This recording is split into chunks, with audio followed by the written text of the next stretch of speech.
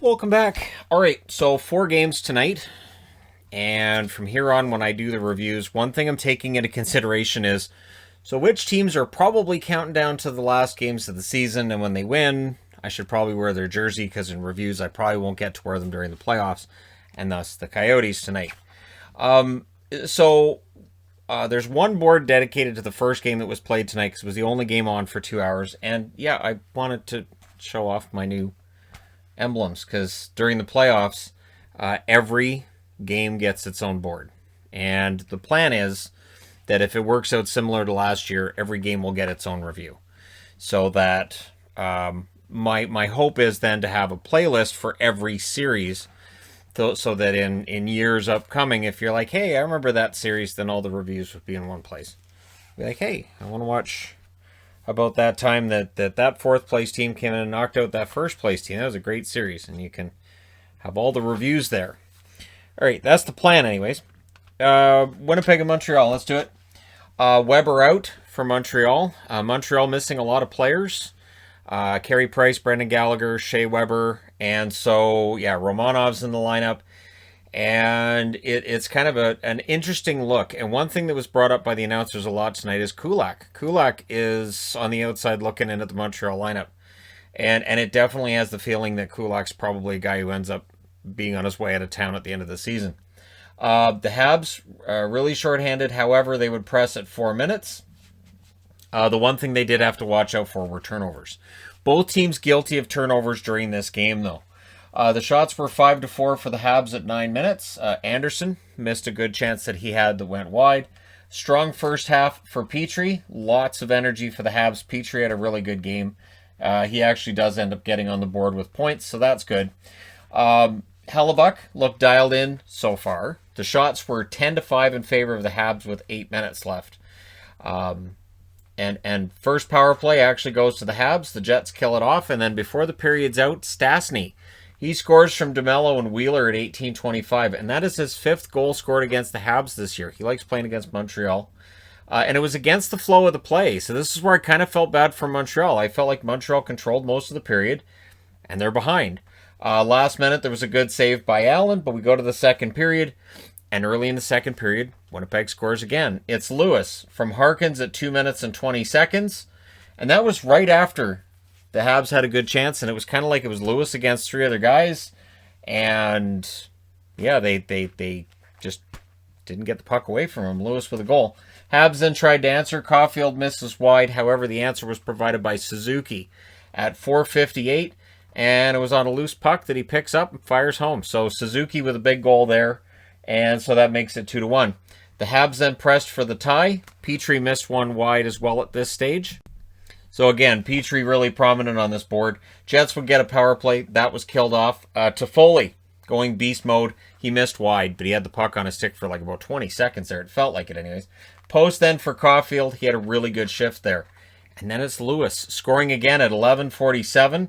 And it was a Gustafsson turnover in the offensive zone. And it was another one of those out-of-nowhere goals. So Montreal's pressing. They've got an opportunity. Oh, the puck's on a Winnipeg stick, and it's in the net. It's 3-1 Winnipeg. So in a game that Montreal was the better team, it's 3-1 Winnipeg. Caulfield had a chance that was stopped after that. And then Lehkonen scores at 13:44. And I was thinking at the time, hey, maybe that's Caulfield's first point because he was in front of the net, right? But he would have been a third assist on this one. It was Sherratt and Evans that had the assists on this one. So that makes it 3-2. Habs pressed after the goal, and the Jets were a bit on their heels. So what happens when you're on your heels? You tend to take penalties, and they do. Late power play for the Habs from that pressure, and they score. It's Armia from Toffoli and Suzuki at 18:14. So Suzuki with a goal and an assist thus far in the game. Last minute chance for Petrie as the Jets looked pretty porous defensively.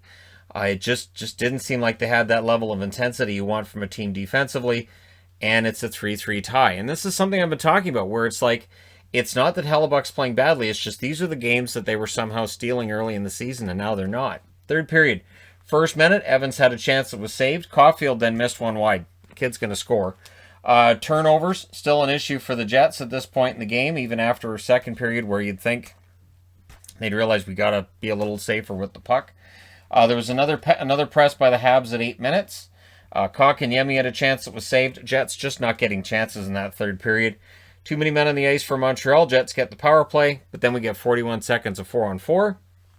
Hellebuck would deny Anderson after that, but it's a power play marker. It's Suzuki getting his second goal of the game to go with the assist from Petrie and Perry at 15-10. And then the Habs pressed for the tie. Or the Jets were pressing for the tie at that point, right, because the Habs were up 4-3. See, it throws me off. Armia was shaken up. Jets would pull the goalie with 2 minutes and 30 seconds left. Well, all that does is allow Toffoli to get another goal. He scores from Dano at 18:37. Montreal might still have designs on being third in this division. They go to 22-18-9. Winnipeg loses that's 6 in a row now? 27-20-3. It's really a slide for Winnipeg. And it's not a particularly pretty one either, because this was not a game that I could argue on any level that they deserve to win. Shots 13-8 Montreal in the first, same shot totals in the second, and then 9-6 Montreal in the third. Final shots 35-22 for the Montreal Canadiens. Power plays, Winnipeg 0 for 2, Montreal 2 for 3. Hits 27 apiece. Blocked shots were 17-11 for Winnipeg. Hellebuck saves 30 out of 34, and Jake Allen 19 out of 22. Allen didn't play great. They just didn't get enough shots on him. All right, now we get to change boards. Alrighty, so not a lot of goals on this board. In fact, there were 9 goals combined in these 3 games. There were 8 in the one I just reviewed. So yeah, this is how defensively minded the West is right now. It was Jones versus Grubauer, so a lot of people dunking on Martin Jones after a couple of rough starts. Tonight, I thought he played really, really well. I don't expect people to necessarily agree, or they'll just say, well, he had a good game, but he has bad games, and so the bad games override the good ones. I don't know what to say. This was not a great game, though, for San Jose. And Grubauer's return, important, and so was Rantanen's. Grubauer was tested early, so was Jones. Both goaltenders, nice starts. Power play for the Sharks, that was a no. The Avs then get a power play. Theirs was a yes, resounding yes. Landeskog from Makar and Rantanen at 11 minutes and 13 seconds. And then not long after that, the Avs go right back to the power play, and they score again on the power play. It's Makar this time from Rantanen and Donskoy at 13-13, so exactly 2 minutes in between the goals. Rantanen now with 2 assists, Makar with a goal and an assist, and it feels like they could run away with it.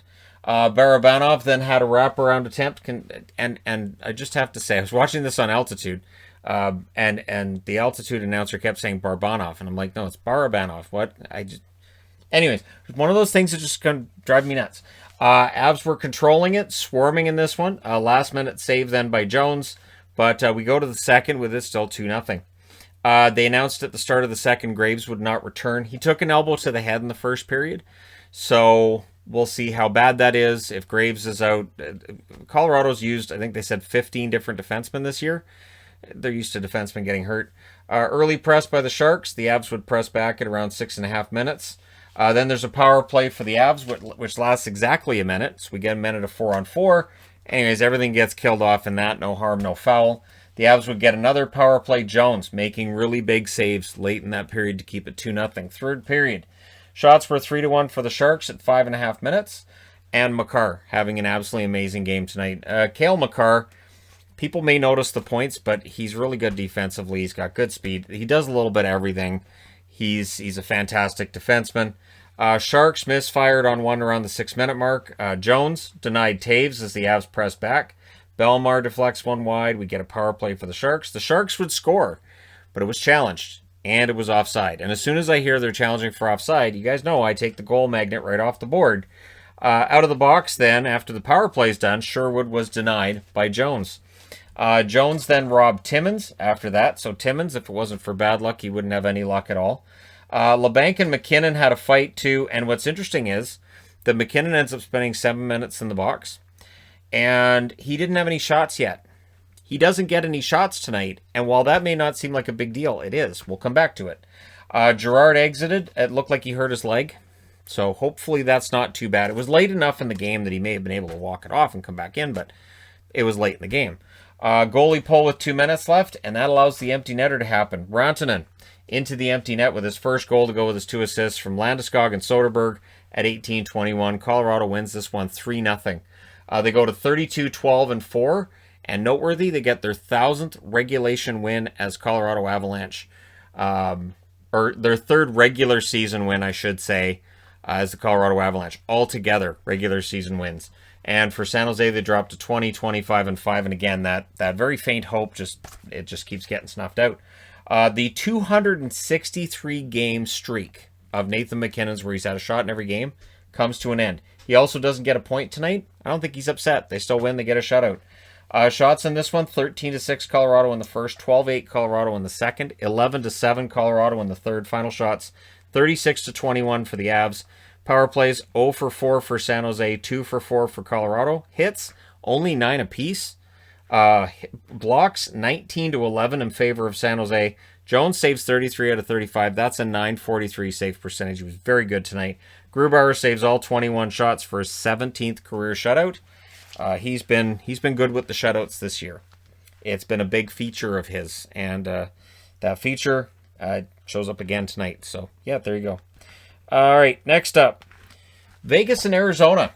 So this is a surprise. Got to be honest, this is a big surprise for me. And the early jump was for the Coyotes. This is the kind of desperate hockey we've been looking at from them, and we haven't had it until tonight. Hill denied Karlsson. He did it twice, actually. William Karlsson with a couple of really good chances early in this one. Leonard robbed Demers, but then it's Hayden who gets his second in a week and his second of the season from Brassard and Demers at 9 minutes and 13 seconds. Vegas would then try to answer. Arizona gets a power play. It's unsuccessful, and in the last minute, Vegas gets the chances. So Vegas, a team known for coming from behind, not a big deal. It's only 1-0 after one. Second period, early press by Vegas, but the shots were 3-2 for the Coyotes at 4 minutes. The Coyotes not intimidated by Vegas, not really all that concerned with Vegas, and they held them in check pretty well tonight. Power play for the Coyotes, that would last 26 seconds before a penalty happens. The Vegas fourth line would press after that. And then Fisher had a break. He sends it in wide. There were no shots for Vegas for over 7 minutes in that second period. Things get scrummy with 7:38 left. Hill then stopped a chance for Kolasar. Vegas presses with 3.5 minutes left. But I really was impressed. I keep saying Vegas pressing. Not getting shots. Kept to the outside. Arizona was playing a road game at home. It's the only way I can describe it. They weren't trying anything overly pretty. They weren't complicated in their planning. They just went out there and they played at home the way you play normally on the road. And it was impressive. Third period, early save by Leonard. In their last 9 games, which are all wins, Vegas had outscored their opposition in the third period by a combined score of 14-1. And yet people will still say that I overstate how good they are in the third period. They're very good in the third. But tonight, Arizona gave them a taste of their own medicine. First, it's bunting from Schmaltz at 1 minute and 30 seconds. Beautiful steal by Schmaltz as well. So that's a Vegas thing too, getting the steals. Vegas then gets a power play. There was a post for Stone. Really dangerous power play. But Arizona kills it off. And then Keller fired one wide after the kill was done. Pietrangelo misses wide on one chance as well. Dvorak then had a shot that was saved by Leonard. The shots were 8-2 at the halfway mark for who? For the Coyotes, actually, of all things. So a third period which normally is owned by Vegas, and Arizona's handling them. Blocker save then on a shot from Keller, and again, great road game at home. Third period was another example of that.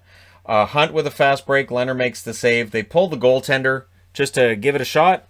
And Fisher hits the empty net from Dvorak and Krause at 17:23. That makes it 3-0. That's your final. So Arizona keeps their faint hopes alive at 22-24-5.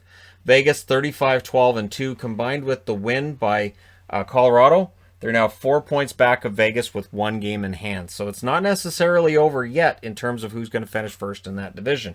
Shots, 11-9 Vegas in the first, 11-6 Arizona in the second, 12-8 Arizona in the third. Final shots, 32-25 for the Coyotes. Both teams go 0 for 2 on the power play, I should say. Hits, 45-21 for Arizona. Man, that's what I mean by a road game right there. They out-hit them and outshot them. Block shots, also in Arizona's favor, 15-11. Leonard saves 29 out of 31. He was very good, but Adin Hill. I like Adin Hill. Sorry, 25 saves. Third career shutout. I feel like a broken record talking about Adin Hill. I think he's a very good goaltender.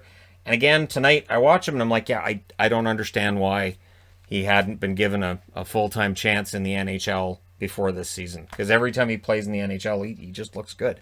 So I think he's proven himself this season. We'll see what happens next season, right? Okay, last game of the night. LA and Anaheim. And Anaheim should have won this game. They were the better team through most of the game. But in the end, it was some intelligent play by Kopitar, and it was some advantageous scoring by the Kings. So Orange Ducks and 90s Kings match up again, this time in Anaheim. Last time it was in LA. And I love those two jerseys. I love that color combination. I love that just those jerseys together. It just works. It's nice. It's a nice combo. I'd like to see that stick around. Shots were 4-0 for the Kings at 3.5 minutes. So the Kings came out and they were very sharp. But Fleury scores on Anaheim's second shot, and Zegras with the assist at 5 minutes and 37 seconds. So it's 1-0 Anaheim. And Anaheim would have a lot of the momentum after that. They get a power play. It doesn't score, but they had opportunities. Gibson then robbed Walker. Jones with a misfire in front of the Kings net. Quick stopped a tip shot from Carrick, as Carrick tried to get another one tonight. Dangerous rush chances for the Kings. And then we get matching roughing calls with 9 seconds left, which means 4-on-4 play. Second period, Terry would hit the post early in this. The shots were 4-2 for the Ducks at 6 minutes.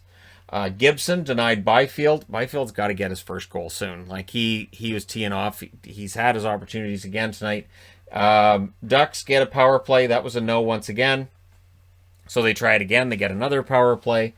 It was a no again. The power play is really costing them at this point, which is not news if you're a Ducks fan. Kings get their turn. They were 4 for their last 51 coming into tonight. So they're now 4 for 52. That's the only power play they had in the game.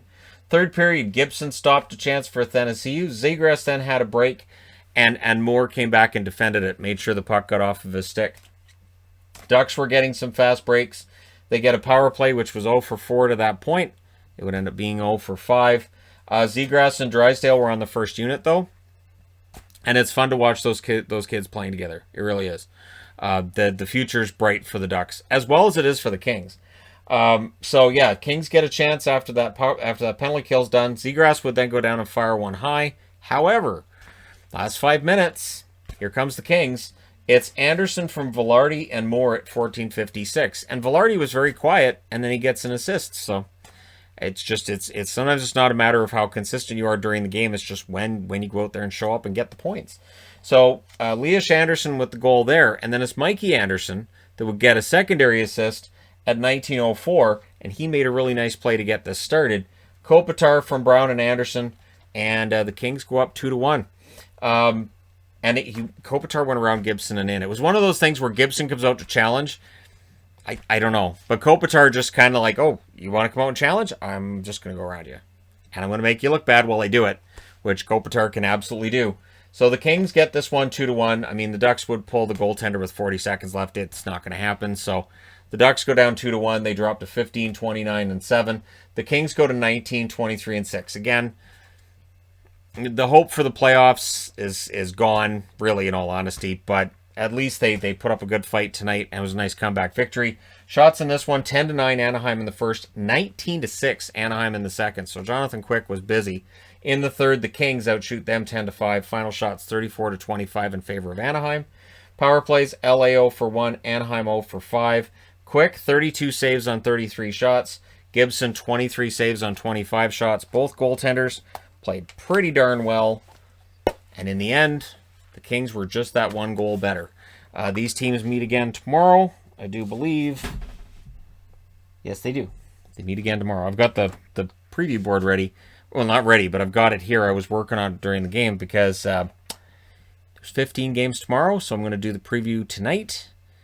And we're going to have a busy day tomorrow, and then a busy day Monday, and then a busy day the following Saturday. So this is where that squash schedule really starts to show up. And we knew that towards the end it was going to be kind of crazy. And with all the delays and everything, it seems to have made it even more crazy and condensed than it was before. But it's going to be fun to watch. So let me know your thoughts about these games in the comment section below as always. Don't forget to hit like and subscribe if you're browsing your way through. You just happened upon this video. And Jets fans, are you concerned? Or are you just looking at this and saying, it's fine. It'll be fine. Nothing to worry about, nothing to see here. Let me know your thoughts. Thanks again for all your support. I will talk to you again soon.